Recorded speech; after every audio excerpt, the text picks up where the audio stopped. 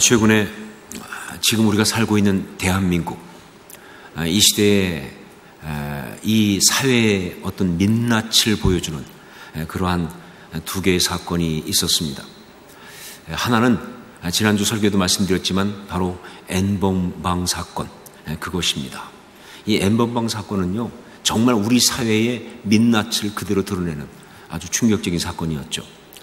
그리고 또 하나는 의외로 언론들이 쉬쉬하며 덮고 있지만 어떤 면에서 바로 그것이 이 시대의 어떤 영적 상태라고 말할 수 있겠지만 바로 블랙 수면방의 존재입니다.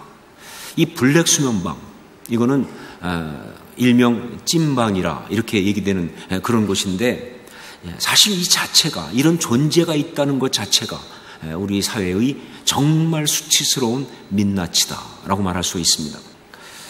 저는 이 두 가지의 뉴스를 보면서, 물론 이미 그 전부터 그런 생각을 하고 있었지만, 우리나라 이 세대의 모습이 성경에 나오는 고린도와 너무나 동일하다 하는 생각을 하게 되었습니다.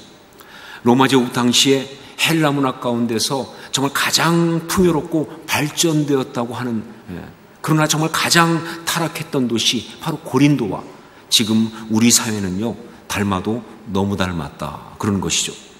이 고린도는 이미 말씀드린 대로 그 당시 로마 제국에서 가장 흥청되던 도시 중에 하나였습니다. 그런데 고린도가 진짜 유명한 것은 바로 그 타락상입니다. 무엇보다 음란이 성행하던 그런 도시였어요. 그래서 한 저명한 바울 연구 전문가는요, 그 당시 고린도에 대해서 이렇게 말했습니다. 시카고와 파리의 가장 나쁜 것만을 골라서 짠 외투와도 같다. 시카고와 파리의 가장 나쁜 것만을 골라서 짠 외투와도 같은 그런 도시였다라고 말할 정도였어요. 그러다 보니까 고린도 분위기가 정말 안 좋았어요. 고린도 전체 분위기가 얼마나 거기서 영향을 받았는지 말이죠. 여러분, 성경에 나오는 고린도 전후서, 거기 보면요, 교회 안에까지 음행과 음란의 문제가 심각하게 들어왔다는 거예요. 교회 안에까지 음행과 음란의 문제가 있었다. 자, 그런데 사실 이런 음란, 음행의 문제만이 아니라 고린도 교회가 갖고 있는 굉장히 많은 문제가 있죠. 그렇죠? 문제가 너무 많아요. 그런데 그 모든 문제가 바로 이 도시의 이런 음란하고 방탕한 그 스피릿이 교회에 영향을 줘서 만들어진 것이라는 게, 이게 또 우리가 봐야 될 부분이에요. 여러분, 왜냐면요, 이 음란과 방탕이라는 것은 단지 성적인 문제만이 아니에요. 결국 이것은 뭐냐? 인간의 이 저급한 욕망이 절제되지 않고 그냥 분출된 거예요. 그러다 보니까 이런 문제에 가면 사람이 저급해져요. 바로 이 저급해지는 것 때문에 이 모든 일이 발생한다는 거예요. 그러다 보니까 고린도 교회는요, 어떤 문제가 있었느냐? 분열과 갈등이 있었던 것입니다. 여러분, 욕망은요, 언제나 따라오는 게 하나 있어요. 뭐냐? 욕구, 불만이 따라와요. 한 번도 채워진 욕망은 없습니다. 언제나 욕구, 불만이 따라오게 돼 있어요. 그러다 보니까 서로 비난하고 미워하고 아주 미성숙한 관계성을 가질 수밖에 없는 거예요. 저는 분명히 말합니다. 어떤 이유에서든지 간에 공동체 속에서 분열하고 있다는 것은요, 고상하지 않고 저급하다. 말로는 굉장한 명분을 내세울지 모르지만 아니요, 그건 그냥 말뿐이지 다 저급한 자기 욕심에서 온 거예요. 어떤 경우에도 그것은 저급한 것이다. 자, 그리고 또 하나, 이 고린도 교회는 어떤 문제가 있었느냐? 사치와 허영이 있었습니다. 사치와 허영. 자기 자신만을 위해서, 욕망을 채우기 위해서, 남에게 보이고 자랑하기 위해서 온통 자기의 돈과 인생을 다 쏟아붓는 바로 그 모습. 저급한 욕망 추구하는 아주 그런 저급한 그 모습이 바로 그 모습이에요. 여러분, 이 사치와 허영을 일삼는 사람들은요, 겉으로는 굉장히 고상한 척합니다. 그래서 막 고상한 척, 하여간 가치가 있는 척, 어떤 그런 수준이 있는 척 하고 있는데, 그런 사람들을 다 보는 사람들이 다 알고 있는 것이 있어요. 뭐냐? 실제는 싸구려다 하는 사실을. 아무리 고상한 척하면 뭐합니까? 사람들이 다 아는 것을. 사실 자기도 알아요. 싸구려라는 것을. 그래서 정말 비참하죠. 자, 이렇게 방탕하고 음란한 도시 고린도 한복판에 바울이 들어가서 무려 거기서 1년 반을 있었습니다. 자, 그런데 사실 바울의 전도 여행 중에 굉장히 오래 있던 곳 중에 하나거든요. 그런데 그렇게 오래 있던 것 치고는요, 사역의 열매가 신통치 않다 하는 거예요. 사역의 열매가 별로 없다 하는 거예요. 늘 하던 대로 바울은 거기 가서 안식일마다 회당에서 유대인들에게 강론을 했습니다. 그런데 영적으로 너무 눌려서 그랬는지 말이죠, 이 바울 사도조차도 그렇게 강론을 하면서도 늘 그가 강론할 때 외치는 그대로 예수가 그리스도라고 확실하게 증거를 못하는 거예요. 그러면서 정말로 실마리를 못 풀고 있는 시간들을 보내는 거예요. 그러다 보니까 결과가 신통치 않을 수밖에 없는 것이죠.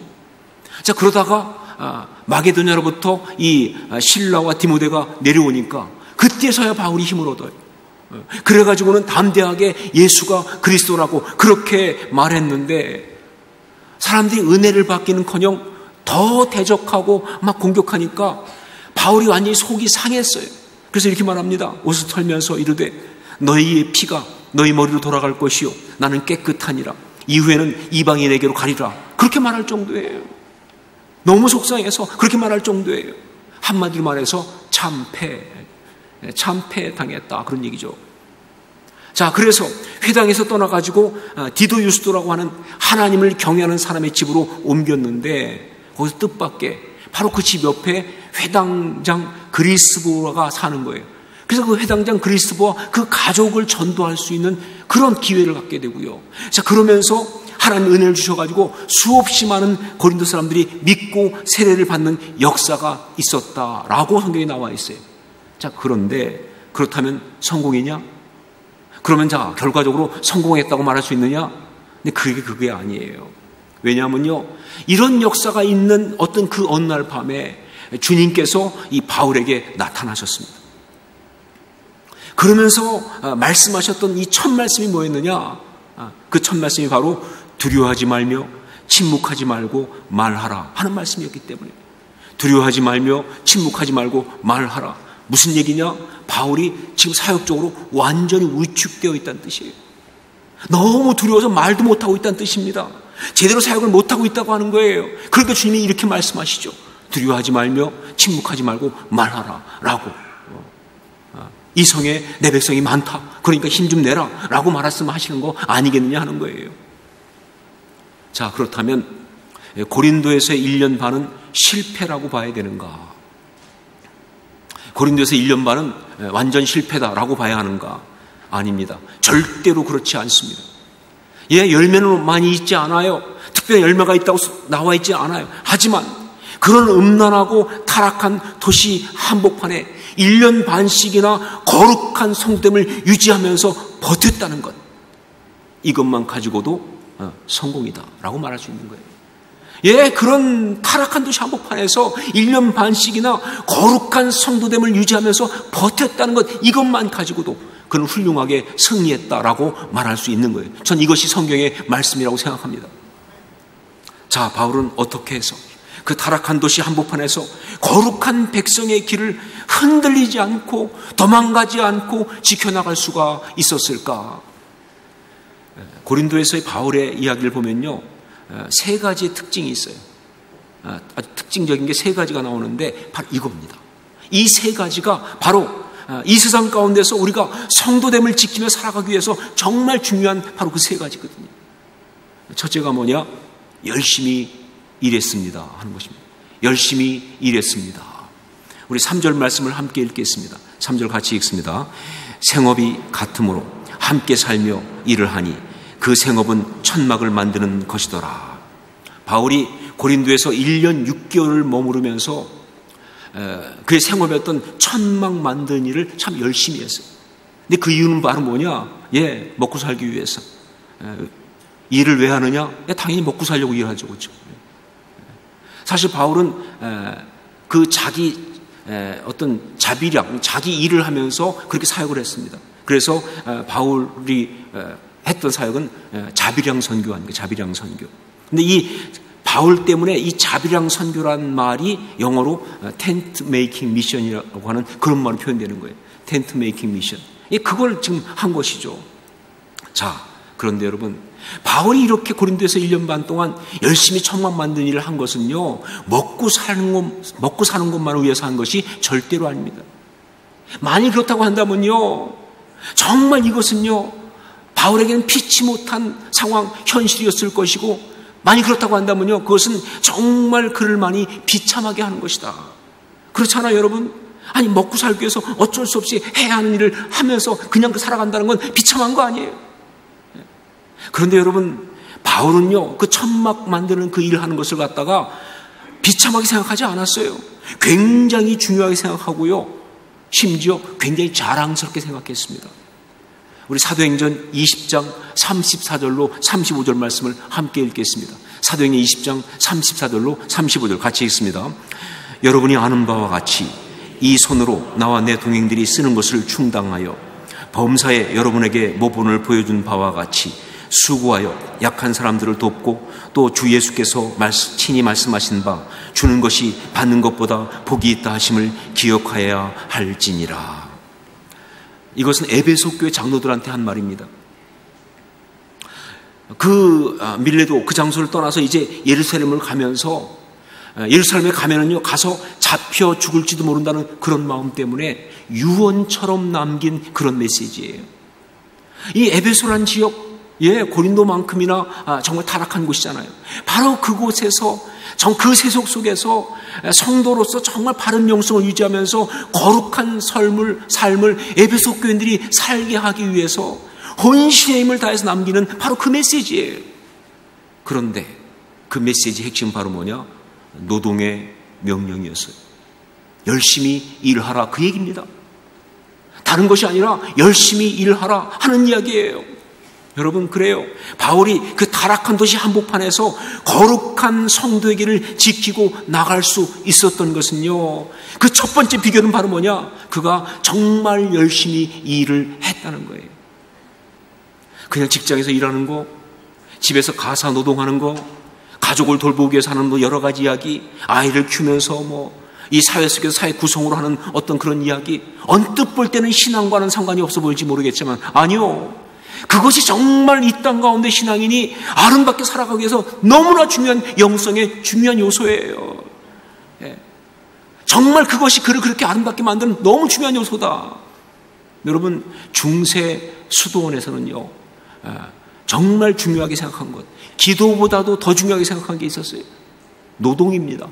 노동. 그래서 노동은 영성이다. 이게 중세 수도원의 모토예요. 그게 무슨 수도원 유지하려고 그런 거 아니에요. 정말 하나님 앞에서 하나님 우리를 처음 지으실 때부터 생육하고 번성을 하시면서 동산 모든 것을 다스리며 지키라 하실 때, 그때부터 우리는요, 하나님이 맡기신 정말 일상적인 일이지만 그걸 열심히 하는 가운데 그 영이 살아나게 돼 있어요. 그러면서 정말 영성이 아름답게 세워질 수 있는 거예요. 일에 빠지면 안 되지만, 일에 매이면 안 되지만 정말 성실한 노동은요, 그런 모든 음란과 타락으로부터 우리를 삶을 지켜주는 너무나 중요한 겁니다. 정말 열심히 일해야 돼요. 맡기신 일 열심히 감당해야 합니다. 섬겨야 될 거 열심히 섬겨야 합니다. 그러는 가운데 하나님께서 우리 가운데 정말 아름다운 영성을 주시는, 그것이 바로 맞는 거예요. 이게 바로 고린도에서의 바울의 모습이었어요. 두 번째는 뭐냐? 거룩하고 경건한 사람과 계속 교제했습니다 하는 것이죠. 거룩하고 경건한 사람과 계속 교제했습니다. 여러분, 누구와 함께 있는가가 바로 그 스피릿을 결정합니다. 내가 지금 누구와 함께 교제하는가가 그 스피릿을 결정하는 거예요. 오늘 말씀에도 보면 바울이 처음에는 고린도에 가서 힘을 못 써요. 바울 같은 사람도. 그러다가 이 실라와 디모데가 내려오니까 그때서 비로소 담대하게 예수는 그리스도라고 이야기하는 걸 볼 수가 있어요. 누구와 함께 하느냐가 너무너무 중요한 거예요. 또 오늘 말씀 보면 나오는 게 누구냐? 브리스길라와 아굴라. 바울의 평생 동역자였습니다. 처음에는요, 일거리를 찾아가서 만났어요. 같이 천막 만드는 일을 하는 사람이니까. 자, 그런데 그들은 정말 소중한 영적인 친구, 동역자가 된 것입니다. 모르겠어요. 이들이 원래 믿던 사람들인데 고린도에 와서 바울을 그렇게 믿음 가운데 만난 것인지, 아니면 안 믿다가 고린도에서 바울에게 전도받아서 믿게 되었는지 잘 모르겠어요. 하지만 그들은 정말 그 고린도 가운데서 거룩한 길을 가는 사람들이었고요. 그리고 그들과의 교제는요, 바울로 하여금 그 타락한 도시 가운데 거룩한 길을 유지할 수 있게 하는 너무나 중요한 요소였다는 건 분명합니다. 여러분, 우리가 정말 거룩한 성도의 길을 지키고 유지하기 위해서는요, 이렇게 만나는 사람들을 조절하고 그리고 관리할 필요가 있습니다. 그냥 닥친 대로 만나시면 안 돼요. 그냥 가깝다고 그냥 계속 만나고 무조건 다 만나고 그냥 교제하고 만나자고 한다고 다 만나고 그러시면 안 돼요. 우리는요, 우리의 영성 관리를 위해서 정말 그것을 조절할 필요가 있어요. 안 그러군요, 우리는 무방비가 된다 그 말입니다. 사람이 다 귀하고 좋지요. 나쁜 사람이 어디 있겠어요. 그러나 여러분, 사람 중에는요, 타락의 통로가 되는 사람이 너무 많습니다. 반면에 영성의 통로가 되는 사람도 있다는 사실 기억하셔야 돼요. 그러니까 만남과 교제를 관리해야 되는 거예요. 오늘 말씀에도 보면요, 바울이 회당에서 막 대적하는 사람들 때문에 힘들 때 거기서 떠나가지고 디도 유스도라는 사람 집으로 이사를 갑니다. 옮긴다고요. 자, 그런데 성경은 디도 유스도를 소개하면서 뭐라고 말하고 있느냐? 하나님을 경외하는 자라고 그렇게 말하고 있어요. 하나님을 경외하는 자. 무슨 얘기예요? 바로 그것이 바울이 거처를 옮긴 이유였다, 그 얘기예요. 그 싸우고 공격하고 힘들게 하는 그들과 함께 있으니까 안 되니까 바로 그것이 바울이 거처를 옮긴 이유라는 거예요. 그리고 그것이 바로 바울이 이 고린도에서 성도로서 거룩함을 지키며 살아갈 수 있었던 바로 그 이유가 된다는 것이죠. 여러분, 거룩하고 아름답게 살기를 원하세요? 그러면 무엇보다 먼저 주변 정리부터 시작하셔야 합니다. 혹시 여러분 정말 좋은 영향이 없는 사람과의 관계가 있다면요, 미루지 말고 오늘 예배 끝나자마자 나가면서 끊으세요. 바로 전화해가지고 받으면 끊어. 아니, 이건 정말 웃자고 하는 이야기가 아니라 심각한 이야기라니까요.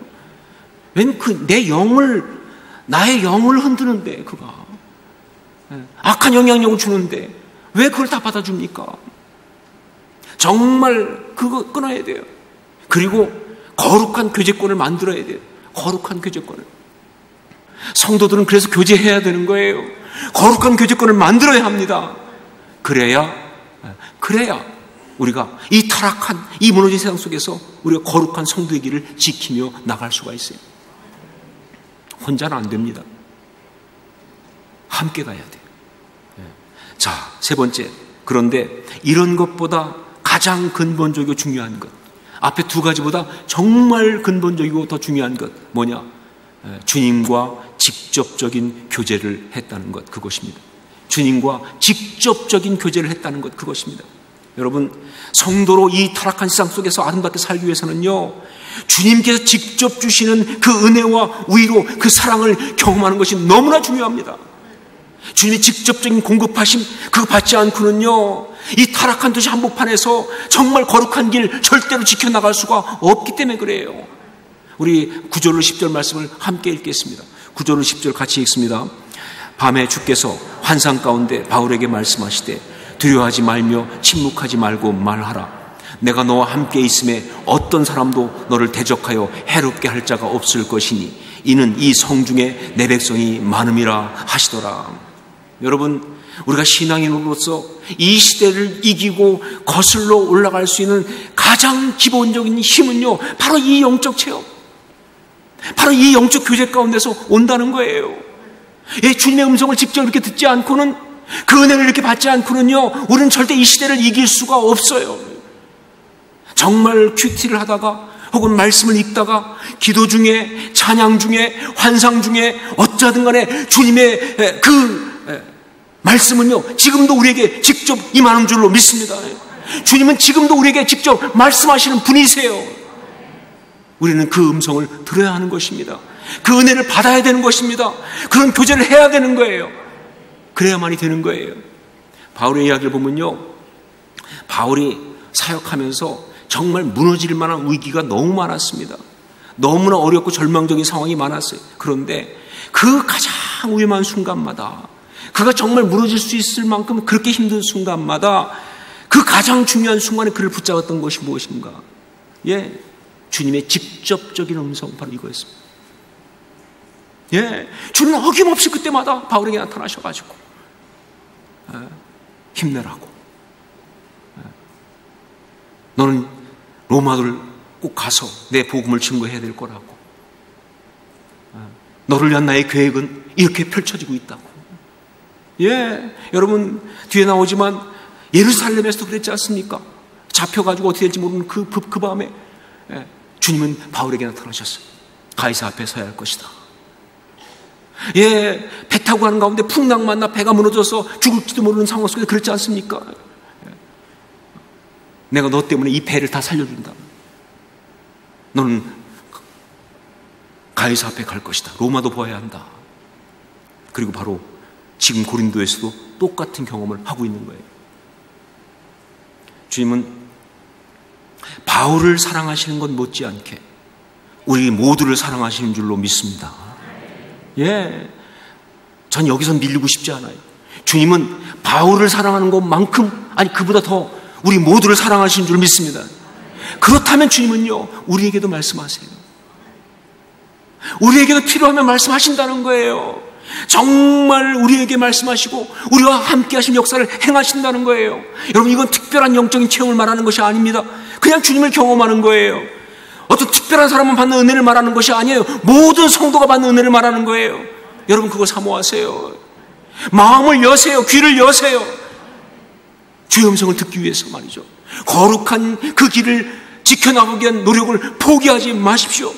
고통과 어려움과 힘든 상황이 있으면요, 혼자 끙끙거리고 혼자 원망하고 하지 말고 다 가지고 주님 앞에 나아가세요. 그럼 반드시 우리 주님께서는요, 여러분이 무너지지 않도록 정말 정확한 순간에 가장 정확한 방법으로 우리 모두에게 말씀하시고 인도하실 줄로 믿습니다. 이게 우리 주님이세요. 저는 이 신실하신 주님을 믿습니다. 바울은 바로 그 은혜를 받아서 그 고린도에서 그렇게 아름답게 갈 수 있었던 것이다. 저는 늘 우리 다음 세대에게 너무나 미안합니다. 왜냐하면 이렇게 타락하고 무너진 사회, 그런 세상을 물려주게 돼서 다음 세대에게 너무너무 미안한 거예요. 그래서 늘 고민합니다. 이런 상황에서 다음 세대를 위해서 우리는 무엇을 어떻게 해야 할까?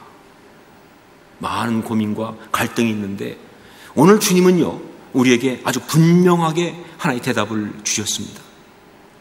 다른 어떤 것을 하는 것보다, 무슨 대단한 역사를 일으키는 것보다 먼저 신앙의 사람, 나의 제자, 나의 신앙의 아비, 어미가 된 너희들이 이 타락한 세상 한복판을 흔들리지 말고 성도로 살아다오.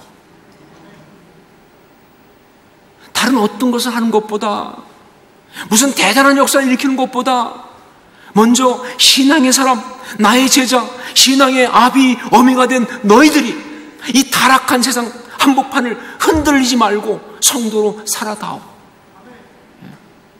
그래요. 지금 이 시대 가운데 가장 필요한 게 이겁니다. 이렇게 성도됨을 지키며 살아가는 바로 그런 사람들이 정말 필요한 거예요. 왜냐면요, 그래야 우리 다음 세대가 그걸 기억할 거 아니에요. 그래야 다음 세대가 같이 꿈을 꿀 거 아닙니까?